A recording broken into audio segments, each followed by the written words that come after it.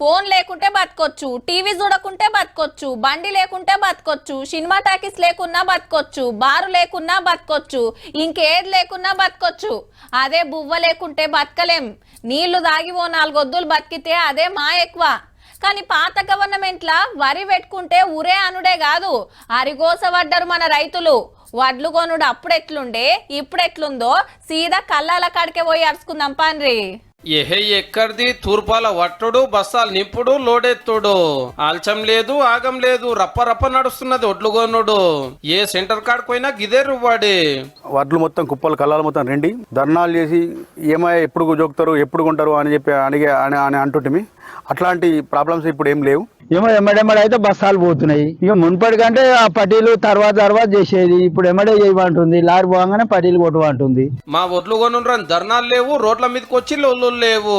అప్పట్లో క్వింటాల్కు 4-5 కిలోలు కటింగ్ చేసేది తాళని తప్పని తరగాని. మరి ఇప్పుడు గిట్లా అట్లనే ఉన్నదా అని రైతులను మందలిస్తే గత ప్రభుత్వం ఇంతకు ముందు 3 నుంచి 4 కిలోలు తాలు తరుగు అనేది తీసేది. తరుగేం లేదు, తరుగురిగా మంచిగా చేస్తారు. దొరుకుతుంది బాగా పోతుంది. హగనట బస్తా వజన్ కిలో తప్పితే అటాక్ కూడా ఎక్కువ జోక్తలేరట. మళ్ళా మిల్లులకు పట్టుకపోయినాక ఆడ పచ్చిగా ఉన్నాయి, అల్కగా ఉన్నాయి, బరువు ఉన్నాయి అని వంకలు పెట్టి గింత కట్ చేస్తే తీసుకుంటాం లేకపోతే లేదని రుబాబు చూపిద్దరు. కానీ ఇప్పుడు సెంటర్ కే మిషన్లు పట్టుకొచ్చి మనోళ్ళ ముంగటనే చెకింగ్ చేస్తారు బాజాప్తా.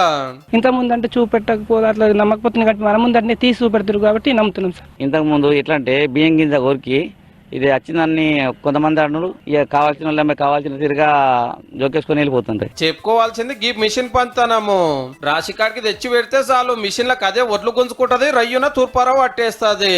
పాత జల్లడ మిషన్ కంటే 10 వాళ్ళ నయమాట. ఒక 2-3 రోజుల పనిని ఒక రోజులో కంప్లీట్ చేస్తున్నారు సార్. ఇది చాలా ఉపయోగకరంగా ఉన్నది. మరి పైసలు చెప్పిన వర్తున్నాయా లేకుంటే మున్పు లెక్కనే గదే చేసామా? పైసలు కూడా మంచిగా చేస్తారు, మంచిగా ఉంది. వడ్లు పోయినాయి, డబ్బులు కూడా పడ్డాయి. సన్నాలైతే పుట్ల కొద్ది వస్తున్నాయి. సర్కారు వాళ్ళు క్వింటాల్కి 500 బోనస్ ఇస్తుండే వరకు యాసంగికి కూడా చాలా మంది సన్నాలే వేసిరట. మద్దతు ధర 2300, బోనస్ 500, క్వింటాల్కి 2800 పడుతున్నాయి అన్నట్టు. ఈ 3 రోజులకు డబ్బులు పడకపోతే బోనస్ కూడా పడేది. దాంతో ఇళ్ళ దాచుకున్నవి కూడా రైతులు తెచ్చి సెంటర్ లో పోయడం జరిగింది పోయినసారి. ఈసారి కూడా బోనస్ వస్తుందని కూడా అందరం కూడా చెడుపు ఆనాలు చేపట్టుకే ఒడ్లు నాంతే సతాయించకుండా జోకుండ్రి సాలరు.